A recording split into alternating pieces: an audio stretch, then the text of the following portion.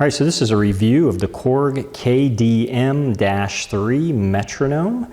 And basically, the review of it is you turn it on, you set the speed, and then it goes clickety, clickety, clickety.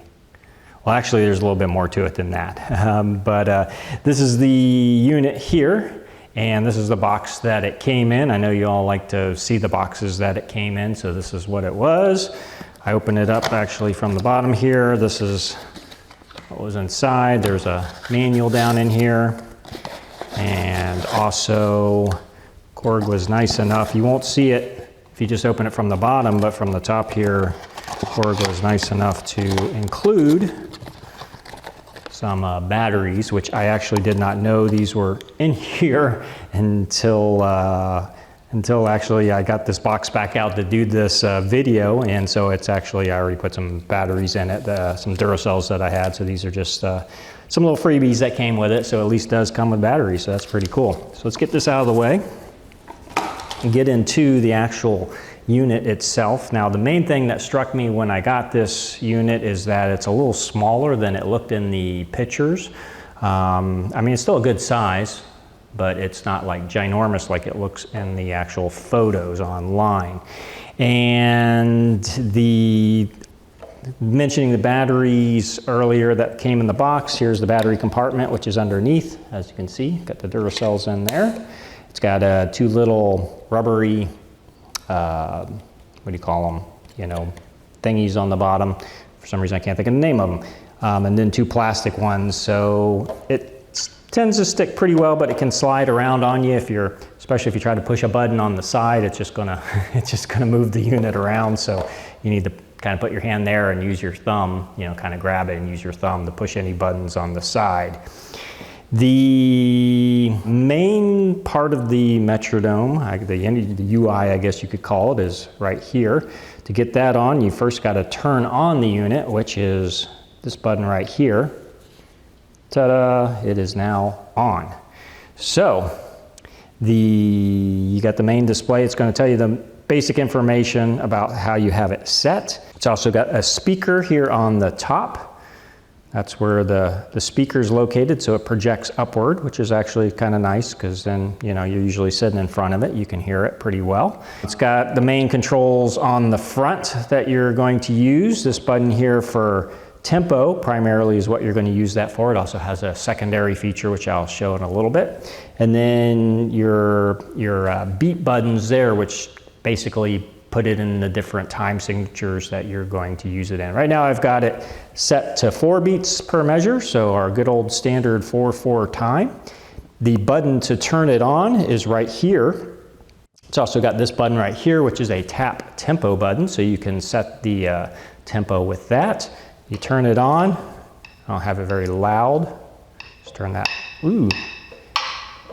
So it gets pretty loud, as you can see. So we're going to turn that back down to a normal level here.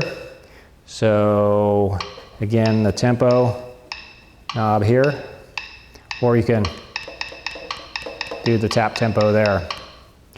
And when I turned it on, one of the things that you noticed is that it does give you lights on top.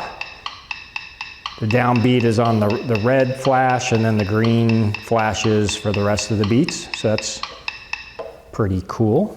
Gives you a little visual indicator in case you can't really, you start playing and then you can't hear the click because it's being drowned out by the music. Well, then you've got some visual cues there, so that's pretty cool.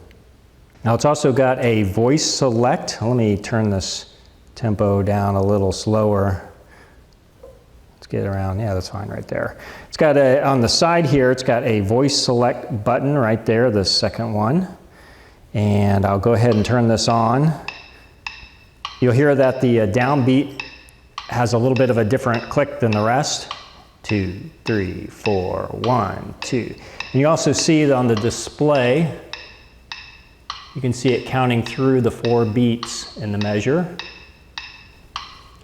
Now if we change the voice select,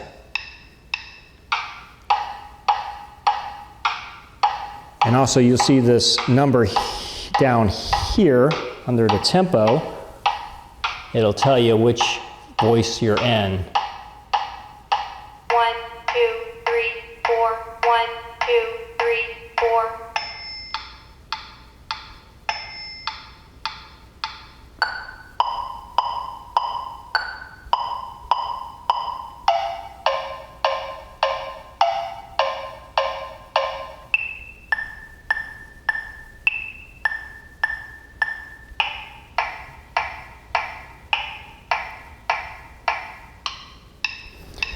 This one tends to be the one that I use the most right here. All right, and the beat buttons, which, let's turn this on. These are these two buttons right here. Right now I've got it to 4 beats per measure. If I went down to just 1 beat per measure, there we go. Then, since the accent's on the first beat, and there's only 1 measure per beat, so now that's basically like accent. You're just hearing each beat having the accent. So if I added 2 beats per measure, 3, 4, add 5,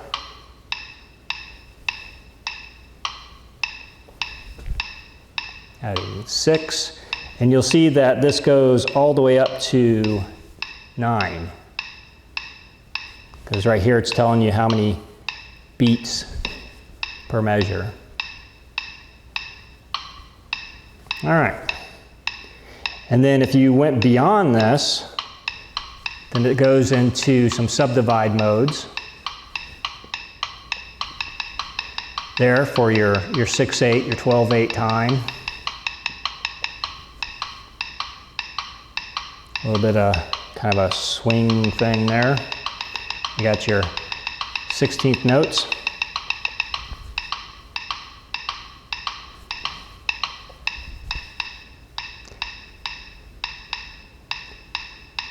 Got a little bit of a Latin thing going on there.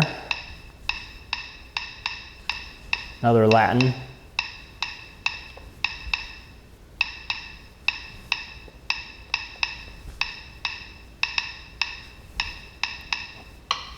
Then now we're back to 0. All right, now the thing on this to keep in mind is you're using these beat buttons here to go through different settings so that you can match up whatever time signature that you're playing in, but it doesn't actually tell you time signatures on there. So for example, when I wanted to do like say 6/8, I'd have to go into right here this. You can see on the display there, it's a little, you can see the 3/8 notes there, the triplets subdivided there, so you get that subdivided feel, but it's not going to say, hey, this is 6/8, it's just, you're just going to need to know a little bit about time signatures in order to get that set right how you need it. Okay, what's also interesting about this is it's got a sound button right here, which produces a tone, which you can use for tuning. And now, when you're in this mode, this knob right here acts as a tuning knob to put it where you want. Obviously, 440 is where most people are going to have it at, and that's where it defaults to. And you can just tune from that, but if you want to put it on a different tuning, you can adjust accordingly as needed. So a nice little added bonus that it throws in there, that you've got a little tuner there that you can tune to. So, all right. Another interesting thing about this unit is it's got a timer button right here. If I click that, and then you can adjust how many minutes on the display that you want the device to play for. So say if I had 2 minutes and I hit play, I think you got to push, yeah, then you push timer. There we go. Then you adjust it while it's playing, I guess. I don't know. I haven't really played with the timer other than confirming that, okay, there we go. Other than confirming that it'll count down in minutes, and then when it gets to 0, of course, it'll stop clicking, which I'm not sure who would need a timer mode, but I guess if maybe you want to use it for, you want to practice for say 30 minutes or whatever, and play the whole time to a metronome, and you want to know when your 30 minutes is up, then you can, I guess, use the timer on that to do so. Now, the only downside I would really say to this particular tuner is the volume knob right here on the side. It's a little touchy. It's hard to get it set exactly where you want. So if I play this, try to just gently bring it up. Not too bad, but I'm having to really kind of be careful with it, because otherwise it might, you know, if you're not being careful, you can really adjust it really weird there. So it's not as smooth of a volume knob as, I mean, that's a minor little beef with it. It's just a little touchy there. But as long as you kind of grab it and kind of use it with your thumb to just kind of gently rock it where you need it, that's fine. Also, this knob right here, actually it's pretty solid, but it just feels like maybe it could be a little bit more solid. I just wonder if at some point in the future if that'll break. But then again, this is kind of an old school style metronome. It reminds me of the old school metronomes that I had when I was a kid, where it actually had the little pendulum that clicked back and forth because it's got the same shape and everything. So I don't think this is something you're going to throw into a guitar case or something and take with you, because number one, it really is not, it's not very flat, so this is not really a design that you're probably going to take with you. It's really designed to sit somewhere like on your music stand or on top of a keyboard or on top of your amp or something like that, and you just kind of leave it and so that it's always available for you wherever it is that you have your place of practice. So the advantages of a hardware metronome, because I know metronomes are pretty much everywhere, click tracks are everywhere. I've got ones on my phone, I've got them on my iPad, I've got, you know, you got drum machines, you've got click tracks in your DAW recording software. I mean, there's all kinds, you know, even on, you might have a keyboard that you practice on, and it's got a metronome. I mean, you just, everywhere there's access to metronome. So what is the advantage of having a hardware metronome like this? Well, like I had mentioned, it can be left in one spot, so it's always available to you.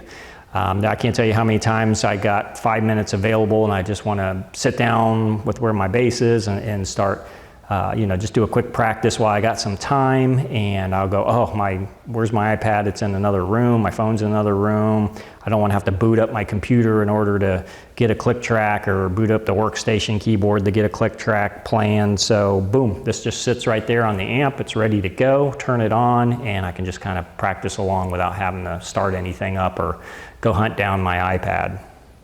Also, what's nice is that it's then not tied up with other uses. You might be running chord charts with your iPad or doing other things with it, or your phone. You might be, you know, whatever, using the camera on it or something. So it's just nice to have a dedicated unit that all it has to worry about is being a metronome. And I don't know, there's just something nice about that. It's quick to start up. Like I mentioned, you don't have to boot anything up or go hunt stuff down. It just leave it where you practice and just push the button here to turn it on, and boom, it's good to go.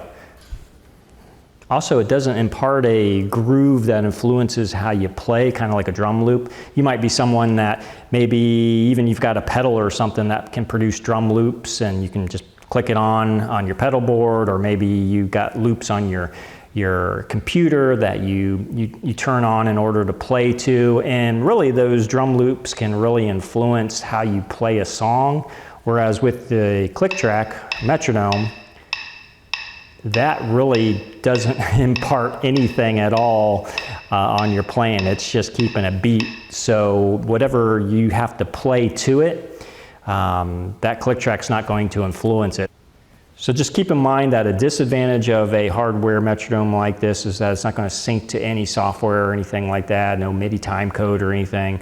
So it's just going to play on its own. So don't even think about trying to sync it up to anything. Okay, so what are some of the things I would change on it? Well, as I mentioned, I'd make the volume knob a little less touchy. I'd make the tempo knob feel a little bit more robust and have a little bit of a better tactile surface, because it's also kind of a smooth surface. And so it just feels slick, I guess you could say. It's the best way I can describe that. I would probably move the on button, which is right here with my thumb. I don't know, I think it'd make more sense having it up here somewhere, so you turn it on and then start it. Also, I would probably bring back the white color. When I was buying this, or I was looking for, because I remember seeing these metronomes about a year or two ago when they first came out, and I remember they had one that was black like this one, and they also had one that was white, and I thought the white one looked pretty cool, and so I thought that would be a neat one to buy, but they didn't have it available anywhere where I looked to purchase it, so just had the black one. No big deal. Almost everything I have music-wise, it seems like, is black, so that's why having the white metronome seemed like it'd be kind of cool, and it would be easy to find among all the black equipment here in the room. But anyway, that's a minor thing.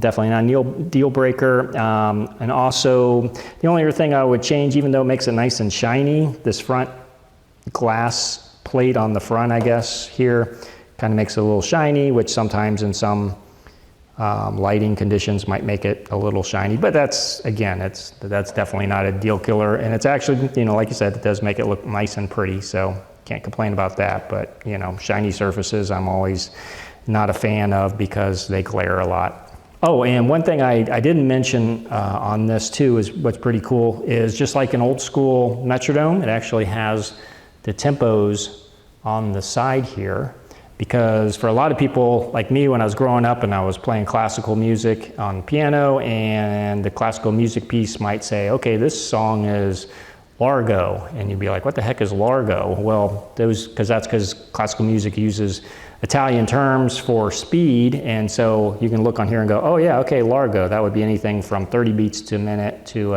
approximately 60 beats per minute, or this one's, you know, Allegro, which is, you know, and so you can look right on here and it'll tell you exactly what range you need to be in tempo-wise if you see those markers on a piece of sheet music. So, cool. Some final thoughts on the product. I really like the design. That old school feel to it is really cool. Kind of brings back the old vibes of the pendulum metronomes from a kid, but with the stability and accuracy of a digital device. It's an excellent practice tool. It's exactly what I want for a dedicated metronome, other than ideally having some more subdivision options. Although it does everything you need, it's just you get some metronomes that are out there that got sliders that you can manipulate to change the volume of different subdivisions and play multiple subdivisions at the same time. Different things like that. What's the one that has that? I think it's the, oh gosh, I can't remember the name of it. The Boss unit is pretty cool, but it's a lot more expensive. But anyway, I mean, it gives you everything you need. It would just be nice to have a little bit more flexibility and a little easier to get to those subdivisions instead of having to press this button a bunch of times to scroll through them. But overall, I think it's definitely a worthy buy, and I really love it. I think it's a great deal for the money. It definitely is everything you need in a metronome. It's plenty loud enough. It's easy to use, and yeah, I like it. Big thumbs up for me.